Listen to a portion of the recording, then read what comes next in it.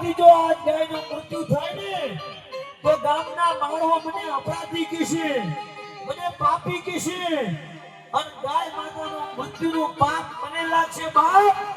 જો જપાનની માથે તારું નામનું રટણ થયું હોય ને તો આજે હું ખેમપુરી હાથમાં જળ લઈ અને જળનો છંટકાવ કરું છું. ગાયને બેઠી કરી દેજે અને ભગવાન શિવને યાદ કરી અને આમ કરીને આમ જોડીમાંથી જળ લઈ અને ગાયની માથે છંટકાવ કર્યો ને ત્યાં તો મરેલી ગાય સાહેબ ભાભરી બેઠી થઈ ગઈ હતી. ભલા મારા ગાય બેઠી થઈ ગઈ. ભલા મારા ખેમપુરી દાદાએ મળદાને બેઠા કર્યા હોય ને એવો દાદો રાજસ્થાનથી દળબદલ કરી અને તમારા લાટીલા ગામમાં કાયમના માટે ગઈ ગયો છે. સાહેબ જે મળદાને બેઠા કરી દેતો હોય ઈ દાદો ભલાવાના આપણો કોઈ વાળે વાંકો ન થવાય એનું નામ લ્યો ને ત્યાં તો સાહેબ દુઃખ ને દારિદ્ર્ય બધું મટી જાય ને એવો દાદો ખેમપુરી તમારા ગામમાં બેઠો છે.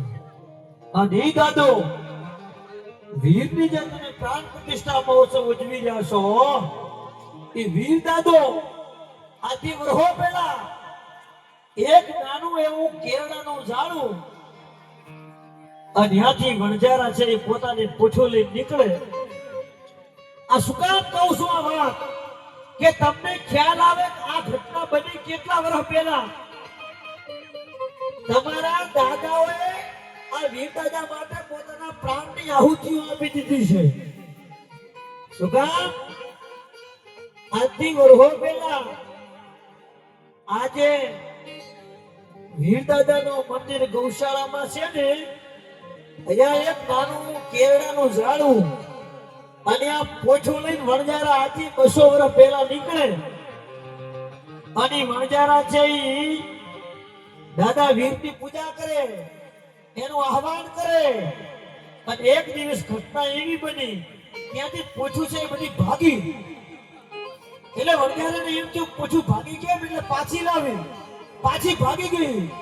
પાછા વણજારા બહુ દોડ્યા પણ પોછું છે એ હાથમાં ન આવી અને ભાગી ગઈ. અને એ આવી અને વના બાપુ રાઠોડે નજર કરીને તો દાદા વીરની મૂર્તિને જોયો.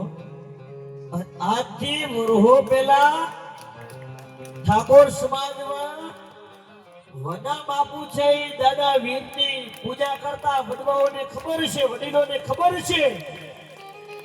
હું તો 12 ગામનો માણસ છું પણ આ પાઘડીઓ વાળાને ખબર છે કે આજથી વર્ષો પહેલા વના બાપા છે એની પૂજા કરે અને બાજુના ગામમાં વના બાપા રમેલમાં ગયેલા અને એ ભોગે મસ્કરી કરી અને વના બાપાની પાસે હુંડલો ભરી અને બાપુ ડુડા લાવેલા. ડુરા બાજરાના ડુરા આવે ને ઈ વના બાપાની કોકે છેકડી કરી મજાક કરી કે એવડા મોટા ભુવા થઈ ગયા હોય, એવડા મોટા ભગત થઈ ગયા હોય તો આમે જે હુંડલો ભરી અને ડુરા લાયા છે ઝાડના એનું જો તમે રાધુડું બનાવી દો તો હાથા કેવાઓ. અને સાહેબ વનો બાપુ હાથમાં ડુરાને લઈ અને આ મરવા માટે બેહી ગયો અને અડધો કલાક થયો ને ત્યાં તો ડુરાની દોરડી બનાવી હતી. ઈ તમારા પરિવારમાં થઈ ગયો ભલામણા વનો ભગત થઈ ગયો તમારા પરિવારમાં. એ આ પરિવાર બેઠો છે. વ્રજ ભૂમિ ચંદન વના હન બેર બહારા બોળ ગરુડ ખતા આવે લત ગઢા એમ રાજ કળી રાખો. એ આ પરિવાર છે.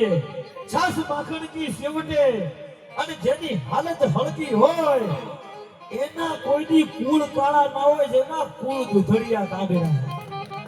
ઈયા વના બાપાની પરંપરાને જાળવી અને આ પરિવાર બેઠો છે સાહેબ. એટલે વિશેષ વાત ના કરતા પાછા આપણે બધાના દોર તરફ જવું છે. પાછી લોક સાહિત્યની પરંપરાગત વાતો આગળ જતા કરીશ. અહીંયા અમારે સુભાજી રાઠોડ ઘણા બધા મિત્રો બેઠા છે. અમારે ભુવાજી આવાના કારણે આપ તક્યો છે. બાકી આપને થાંભલા નથી.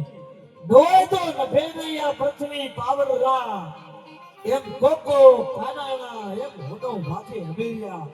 બાકી ડોય તો નભે નહીં આ પૃથ્વી પાવરરા. આવા દાતાઓના કારણે આવડા મોટા કાર્યક્રમો થતા હોય છે